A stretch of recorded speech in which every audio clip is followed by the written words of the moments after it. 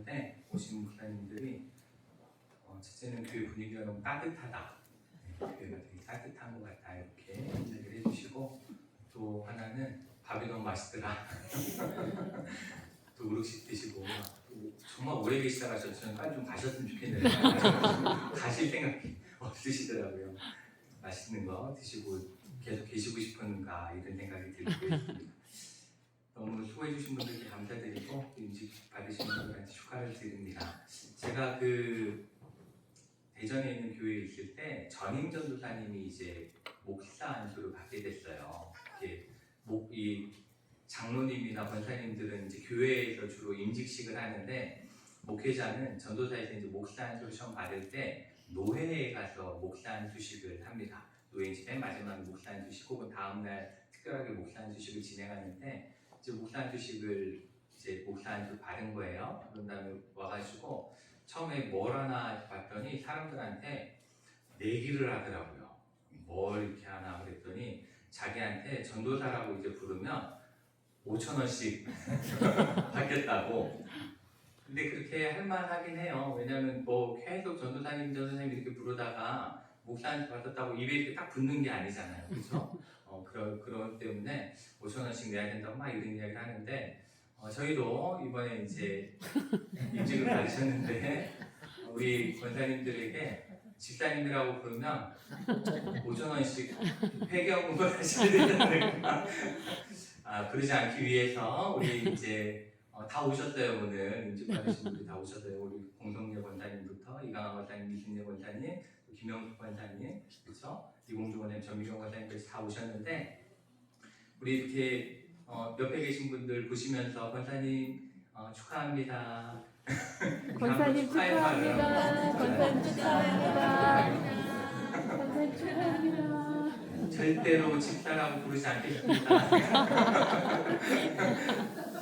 취임하신 분들은 원래 이렇게 권사님을 부르고 집사님을 불렀기 때문에 그렇지 않지만, 이제 임직 받으신 분들은 저도 이렇게 잘 입에 이렇게 안 붙더라고요. 그래서 연습이 필요하니 잘 권사님으로 존중해 주시고, 또 우리 권사님들은 이제 일꾼으로 맡겨진 사명들을 감당하면 우리 교회가 더 따뜻한 교회, 또 다른 목사님들, 이렇게 오신 분들이 이렇게 좀 큰 교회 목사님들이셨거든요. 이렇게 우리 시차회, 그러니까 저희 중부 시차회에서 제일 큰 교회 목사님 두 분 오셨던 건데, 우리 설교하신 목사님은 시찰장이시고 그렇게 오셨는데, 부러워할 정도면 저희 교회 분위기가, 저 크기가 뭐가 그렇게 중요하겠어요. 좋은 교회가 좋은 교회인 겁니다. 이제 말씀을 함께 나눌 텐데요. 룻기 말씀을 전해드리면서 룻기를 관통하는 주제 한 단어에 대해서 제가 말씀을 드렸습니다. 히브리어로 헤세드라고 말씀드렸고, 이게 이제 신약으로 넘어오면 비슷한 말이 뭐가 있냐면 아가페가 비슷합니다. 근데 이제 아가페는 무조건적인 사랑을 좀 더 강조하고 있는 거고, 헤세드는 언약에 기초한, 그렇죠? 약속 관계에 기초한 그러한 하나님의 신실하신 사랑, 이것이 헤세드라고 제가 말씀을 드렸습니다. 이렇게 하나님과 사람 사이에 약속 관계가 잘 유지되어질 때 하나님께서는 그 백성에게 은혜와 사랑으로 함께 하신다. 이것에 대해서 말씀을 나눴는데, 문제는 유대인들, 이스라엘 사람들은 이 언약 관계를 어떻게 이해했냐면 아브라함의 하나님, 이삭의 하나님, 야곱의 하나님, 이런 식으로 이해를 한 거예요. 그러니까 조상 대대로 내려오는 하나님과의 약속, 그러다 보니까 중요한 것이 뭐가 되냐면 혈연 관계가 되는 거예요. 족보가 중요한 게 된 거죠. 그렇게 혈연 관계, 유대인으로 이스라엘 사람으로 살아오는 관계 속에서 유대인들과 하나님 사이의 언약, 그것에 대해서 이렇게 헤세드를 많이 이해했는데, 이것을 좀 요즘 이렇게 많이 쓰는 말로 바꾸면 선민사상이다, 이렇게 우리가 이해할 수 있습니다. 그래서 우리가 이스라엘 사람들에 대해 이야기할 때, 또 요즘 이스라엘 이란 전쟁 이야기할 때 많이 나오는 단어가 선민사상이죠. 자기들만 선택받은 민족이다. 그렇기 때문에 자기들만 하나님과의 약속이 유효하다, 이렇게 생각하는 것, 그렇게 이해를 합니다. 이러한 그 선민사상적인 믿음을 가지고 살아가다 보니까 이 유대인들은 자신들은 잘못해도 자신들은 돌아오면 하나님이 용서하시고 자신들은 돌아오면 하나님이 사랑해 주실 거다 이렇게 믿었습니다. 그렇지만 다른 민족들은 아랍인이나 다른 민족들은 아무리 잘해도 하나님께서 기뻐하지 않으시고 하나님은 그들에게 은혜를 베풀지 않으신다 이렇게 생각을 했습니다.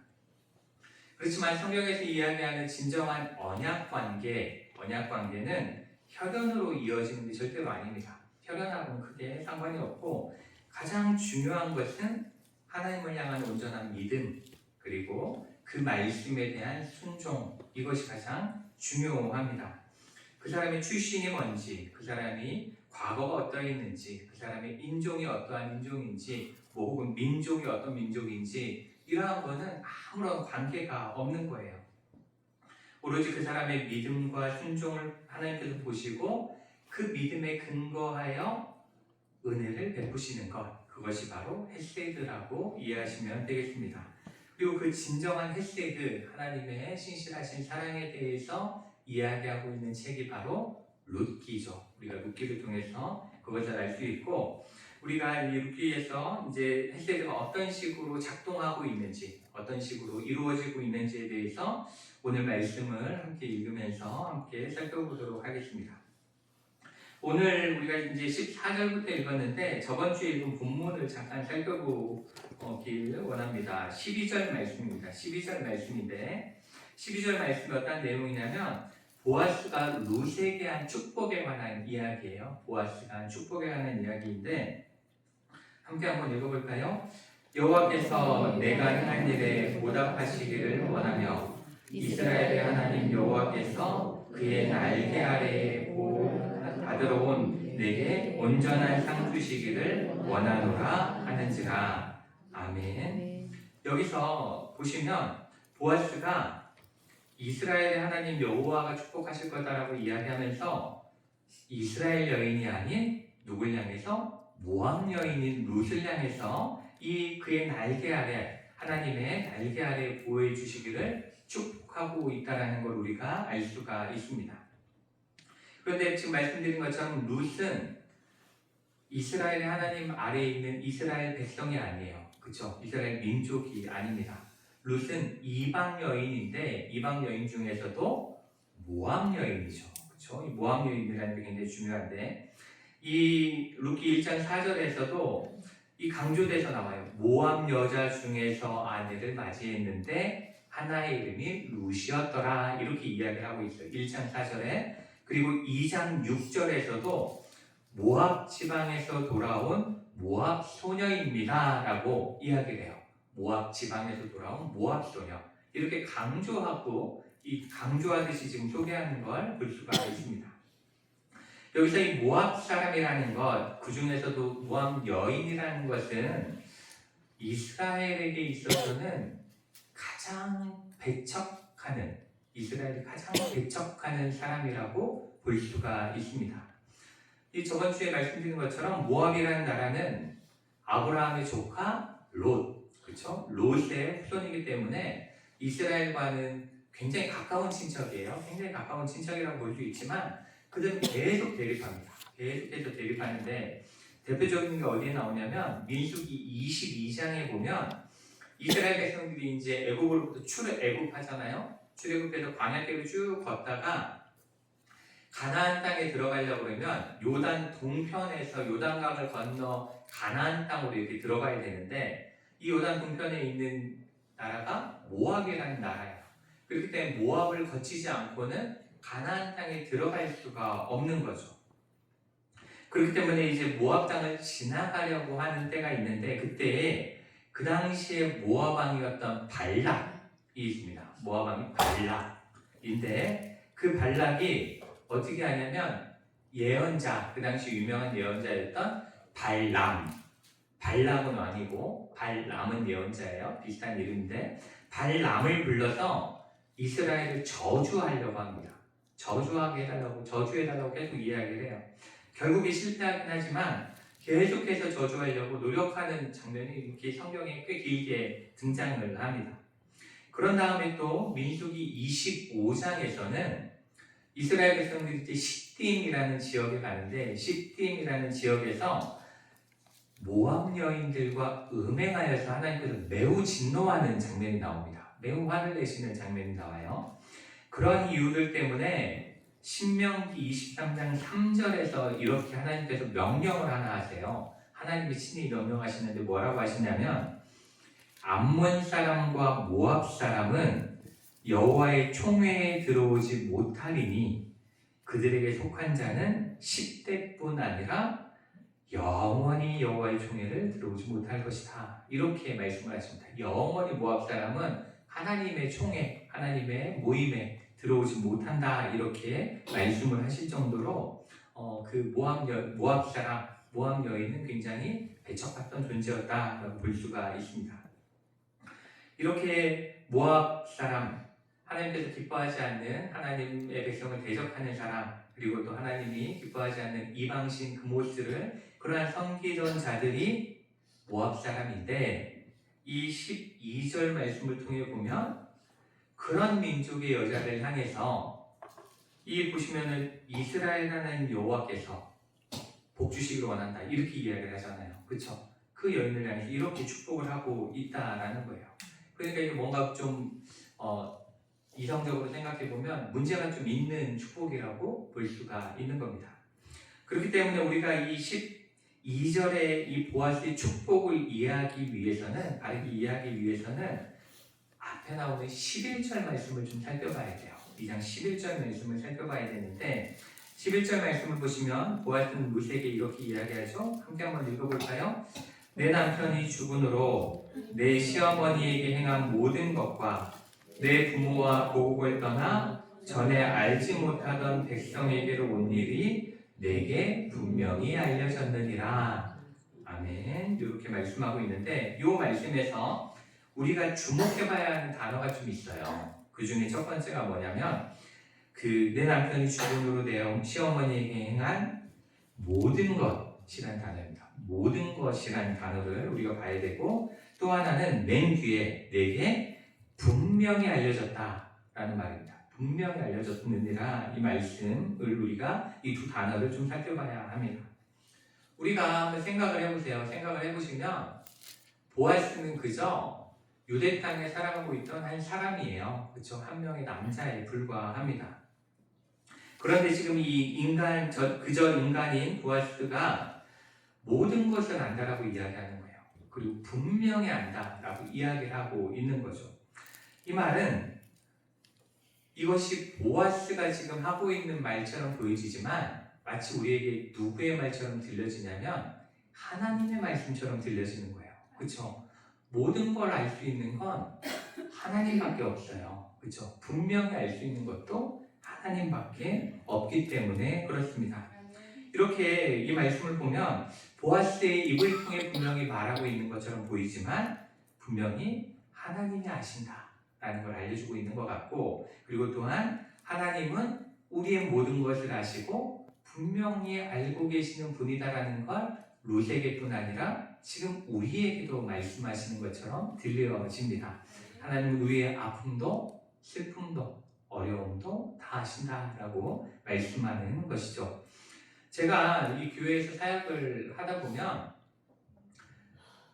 이 신방을 하거나 또 만나서 이렇게 대화를 하거나 이렇게 하면 그분의 삶에 대해서 이해를 하게 되면서 이렇게 오해하거나 제가 잘못 판단했던 것들에 대해서 좀 회개하는 때들이 있습니다. 그것을 이렇게 느끼게 되는데 제가 그렇게 오해하거나 잘못된 판단을 하는 이유는 그 사람에 대해서 잘 모르기 때문에 그래요. 그렇죠? 우리는 알지 못하기 때문에 그 사람을 내 마음대로 판단하고 마음대로 생각할 때가 많이 있습니다. 이렇게 사람은 온전히 알지 못하기 때문에 오해도 하고 이해하지 못하는 일도 있고 그렇죠.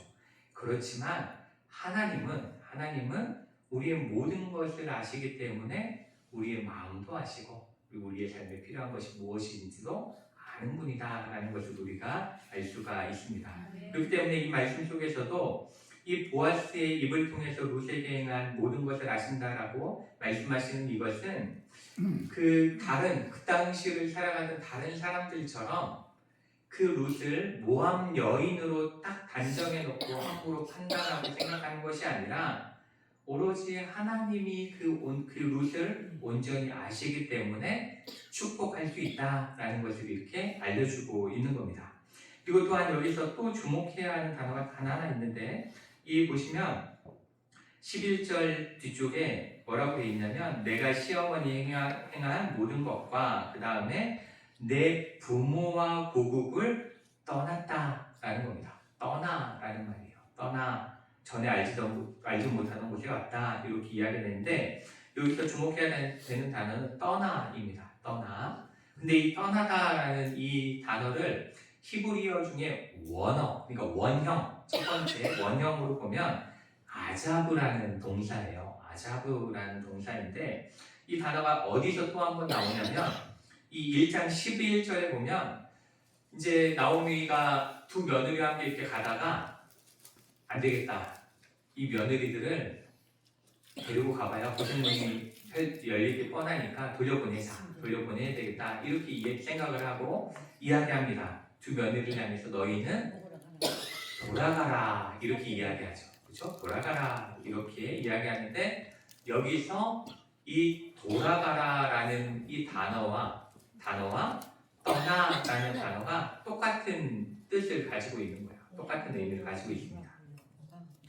그런데 여기서 이 나오미가 이야기한 돌아가라라는 말과 그리고 내 부모와 고국을 떠나라는 말은 단지 그냥 떠나다, 우리가 생각하는 떠나다 혹은 돌아가다, 이러한 의미보다도 훨씬 강한 의미를 담고 있습니다. 그 아자브라는 동사가 굉장히 강한 의미를 가지고 있는 거예요. 그것은 뭐냐면 이제 떠나면 끝이다 라는 겁니다. 뒤돌아보는 일은 없다 라는 걸 이야기하는 거예요. 이제 떠나면 모든 인연은 완전히 그걸로 인해서 끊겨지는 것이다 라는 걸 이야기하고 있는 겁니다. 그러니까 나오미가 루카 오르바를 향해서 돌아가, 이렇게 이야기하는 건 그냥 친정도 한번 갔다 와, 이런 이야기가 아닌 거예요. 그런 의도가 아니라 이제 너희가 친정으로 돌아가면 나와는 다시는 못 보는 사이가 되는 거야. 완전히 이제 가, 나를 생각도 하지 마, 이렇게 이야기를 하고 있는 겁니다. 그리고 여기서 룻이 내 부모와 고국을 떠났다는 것도 이제 룻의 마음에 뭐가 있는 거냐면 이제 떠났으니까 고향도 부모도 이제 더 이상 보러 가지 않는다는 거예요. 이제 다시는 모압 땅으로는 갈 생각이 없다라는 걸 이야기하는 겁니다. 떠나는 그 의미를 가지고 있는 거죠.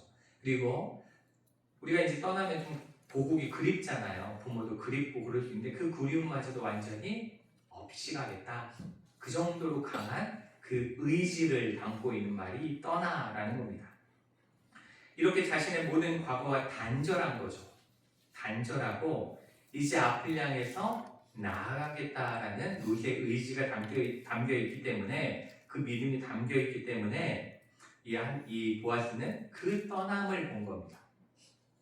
그냥 잠시 떠나 이곳에 온 게 아니라 완전히 떠난 그 룻의 모습을 본 겁니다. 이 룻의 의지는 1장 16절에서도 굉장히 정확하게 표현되고 있습니다. 16절 말씀 보시면 내게 어머니를 떠나며 어머니를 따르지 말고 돌아가라. 광권하지 마옵소서. 어머니께서 가시는 곳에 나도 가고 어머니께서 머무시는 곳에서 나도 머물겠나이다. 어머니의 백성이 나의 백성이 되고 어머니의 하나님이 나의 하나님이 되시리니 어머니께서 죽으시는 곳에 나도 죽어 거기 묻힐 것이라. 이렇게 고백하고 있습니다. 이렇게 자신의 민족도 자신이 섬기던 신도 모두 버리고 오로지 시어머니 나오미와 그리고 나오미가 믿는 하나님을 섬기기로 결단하는 이 모습, 그리고 죽을 때까지 하나님이 허락하시는 그 자리에만 있겠다라고 하는 이 강한 믿음이 하나님께 보여졌다, 분명히 알려졌다라고 말씀하고 있는 겁니다. 이렇게 자신을 안전하게 지켜준다고 믿었던 자신의 부모, 자신의 민족, 그리고 자신의 신을 모두 버리고 하나님과의 새로운 언약 관계, 그쵸? 언약 관계 안으로 들어왔을 때에 하나님은 신실하신 사랑인 헤세드를 보아스의 입을 통해 룻에게 약속하고 계신 것이다 라는 것을 우리가 이 말씀 속에서 깨달을 수 있는 겁니다. 뿐만 아니라 이 보아스의 입을 통해서 이 그의 날개 아래 보호하기를 하실 것이다 라는 이 말씀이 이제 하나씩 채워져요. 하나님이 어떻게 보호하시는지를 알려주고 있는 게 바로 오늘 우리가 읽은 14절부터의 말씀을 통해서 나오고 있는 겁니다. 우리가 이 14절을 보시면 뭐라고 말씀이 시작되냐면 식사할 때에 보아스가 룻에게 이르되 이리 와서 떡을 먹으며 내 떡 조각을 조에 찍으라 이렇게 말씀하고 있죠. 그렇죠? 그렇게 이야기하고 있는데 여기서 식사할 때 함께 식사하게 하잖아요. 그렇죠? 이리로 와서 함께 먹자라는 건데 이 식사를 함께 한다라는 것은 그냥 배고픔을 잊게 만드는 행동이 아닌 거예요. 그렇죠? 그 식사라는 건 그저 굶주림을 벗어나는 행위가 아닙니다.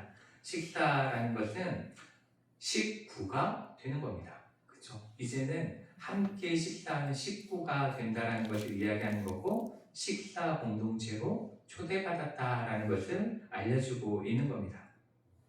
그리고 룻에게 단지 떡만 제공하지 않습니다. 그렇죠? 떡만 제공한 것이 아니라 초를 함께 제공해요. 초를 찍어 먹으라 이렇게 이야기하는데 여기서 초가 뭘까요? 초?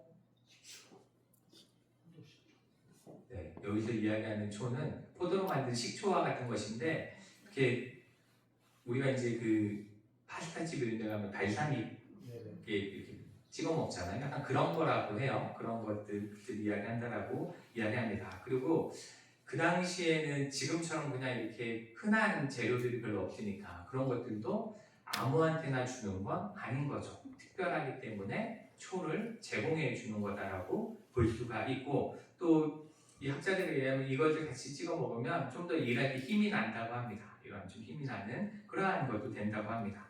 이렇게 초까지 줌으로써 좀 더 가까운 식사 공동체, 식구가 되었다라는 것을 우리가 알 수가 있습니다. 여기서 우리는 하나님의 첫 번째 은혜를 발견할 수가 있는 겁니다. 이 하나님의 은혜가 어떠한 것이냐면 지금 룻은 어디로부터 떠났냐면 나라로부터 떠나기도 했지만 부모로부터 떠난 상태예요. 그렇죠? 부모로부터 떠났기 때문에 친정이 없어졌다라고 볼 수가 있습니다. 가족 공동체를 잃어버린 상태로 왔다라고 볼 수가 있죠. 남편도 없고 그런 상태인데 이렇게 룻에게 없는 가족의 따스함을 이방 땅인 이 유대 땅에서 경험할 수 있게 하셨다. 하나님께서 그 자리를 마련하셨다. 이렇게 볼 수가 있습니다.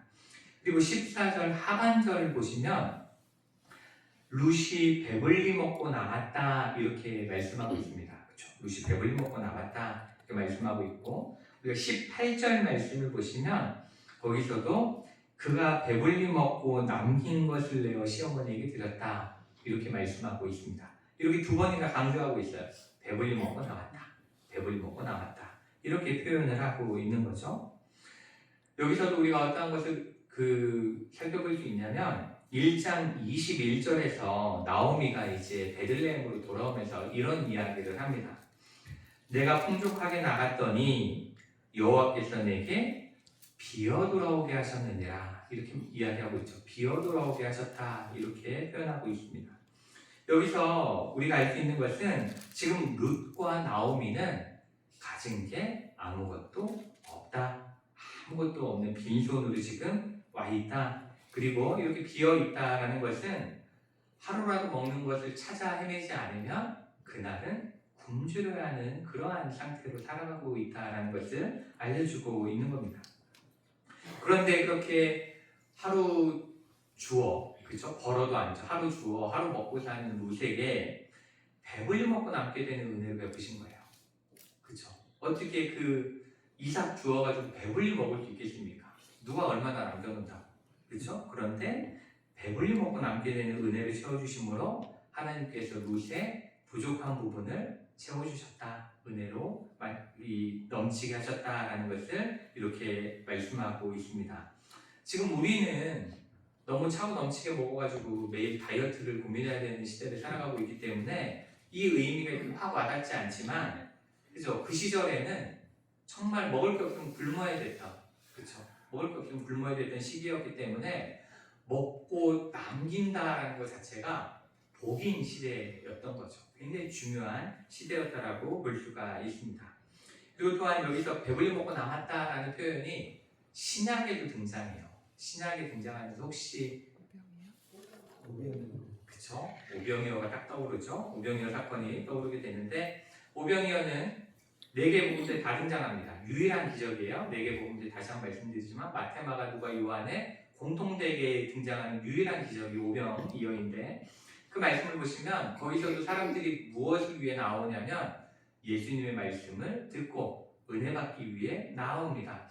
그리고 하루 종일 하나님의 말씀에 예수님께서 가르치신 말씀에 집중하죠.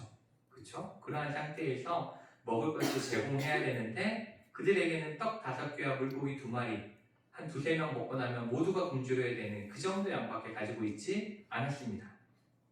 그렇지만 예수님께서 그 가지고 있는 것들 위에 하늘을 우러러 축사하셨을 때에 축사하시고 은혜를 베푸실 때에 그걸 뭐라고 기록하냐면 다 기록하냐면 다 배불리 먹고 남은 떡 조각과 물고기를 12바구니에 차게 남겼다. 차게 거두었다. 이렇게 기록을 하고 있습니다. 이렇게 하나님의 은혜를 구하며 하나님께 나아가는 모든 자들에게는 누구도 예측하거나 기대하지 못하는 방식으로 하나님의 헤세드는 작동한다. 하나님의 그 은혜는 내려간다. 라는 것을 여기서 분명히 우리에게 알려주고 있는 겁니다.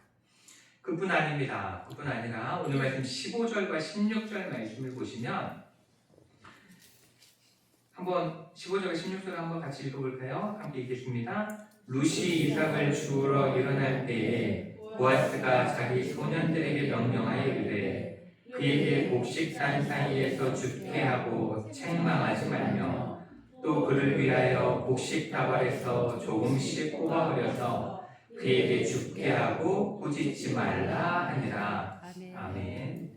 여기서 이제 보아스가 루시 이제 밥 먹고 다시 일하러 나갈 때 자기 일꾼들에게 이제 명령합니다. 명령하면서 이야기하죠. 곡식 단 사이에서 죽게 하라. 그리고 책망하지 말고 곡식 다발에서 조금씩 뽑아서 루시 줄을 수 있도록 버려라. 일부러 버려라. 이렇게 지금 말씀을 하고 있습니다. 이 당시 이 루키가 쓰여지는 이 당시에는 추수가 완전히 다 끝난 곳에 그 이후에 이제 그거 줍는 사람들이 들어가서 4달 정도 줍는 일만 허용되는 게 상례였습니다. 그 당시 사람들이 살아가던 방식이었죠.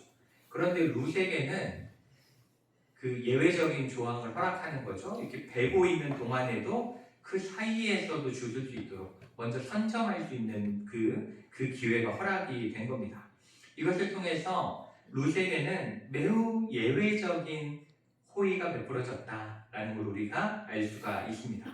그리고 일꾼들에게 곡식 다발을 꼼꼼히 묶어라 이렇게 이야기하지 않죠. 그렇죠?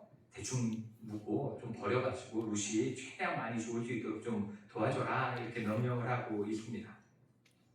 아마 전에는 곡식 다발을 조금이라도 이렇게 꼼꼼히 안 묶으면 혼냈을 거예요. 그렇죠? 그런데 지금은 그렇게 하지 않고 있는 모습을 보게 되는 거죠.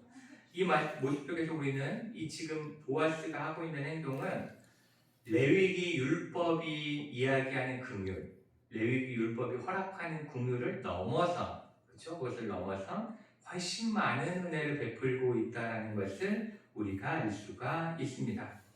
이렇게 그 룻에게 많은 것들을 도울 수 있도록 이렇게 해줌으로 부족함 없이 넘치도록 채워주신 하나님의 은혜가 룻에게 임하고 있다는 것을 우리가 알 수가 있는 겁니다. 이 이야기를 보면 저는 마태복음 6장 25절과 26절 말씀이 떠오릅니다. 여기서 이렇게 말씀하십니다. 그러므로 내가 너희에게 이르노니 목숨을 위하여 무엇을 먹을까? 무엇을 마실까? 몸을 위하여 무엇을 입을까 염려하지 말라. 목숨이 음식보다 중하지 아니하며 몸이 의복보다 중하지 아니하냐. 공중의 새를 보라. 심지도 않고 거두지도 않고 창고에 모아들이지도 아니하되 너희 하늘아버지께서 기르시나니 너희는 이것들보다 귀하지 아니하냐. 이렇게 말씀하시는 이 하나님의 약속이 생각이 납니다. 이렇게 하나님의 신실하심을 온전히 믿고 따르는 이들에게는 넘치도록 채워주시는 하나님이심을 우리가 말씀하고 있고, 우리도 그러니까 어떻게 해야 돼요? 오로지 하나님만 온전히 믿고 따르는 삶을 살아야 된다는 걸 우리가 기억해야 합니다. 그리고 또한 책망하지 말라, 꾸짖지 말라 이렇게 명령해요. 일꾼들에게 이 룻은 책망하지 말고 꾸짖지 말라 이렇게 이야기하는데, 이 말은 첫 번째 의미는 수치스럽게 하지 말라는 거예요. 수치스럽게 하지 말라. 밖에서 일하면서 그 이방 여인이 와가지고 이렇게 뭐 죽고 그러면 희롱하잖아요. 그렇죠? 남자들이 이렇게 희롱하고 이런 약간 무시하고 이런 경향이 있을 수 있는데, 그걸 미리 막아주는 겁니다. 건드리지 마라, 아무 말 하지 마라 이렇게 이야기하고 있고, 또 보아스의 이 명령, 단 사이에서 죽게 하고 뭐 털거서 해줘라 이렇게 이야기한 걸 못 들은 사람들도 있을 거잖아요. 그래 못 들은 사람은 이거 추수 다 끝내고 들어와야 되는데 미리 들어와 있는 여자를 보면 화를 낼 수도 있고, 그렇죠? 그거에 대해 책망할 수도 있기 때문에 그것을 미리 차단해 놓는, 절대 꾸짖는 일이 없도록 하라 이렇게 경고를 하고 있는 겁니다.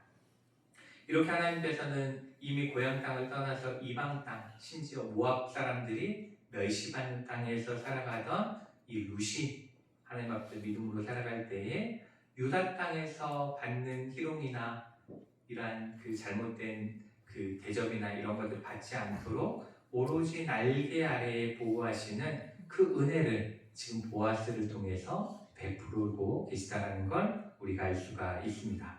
그리고 17절 말씀을 보시면 룻이 밭에서 저녁까지 줍고 그 주운 것을 떠니 보리가 한 에바쯤 되니라 이렇게 말씀하고 있습니다.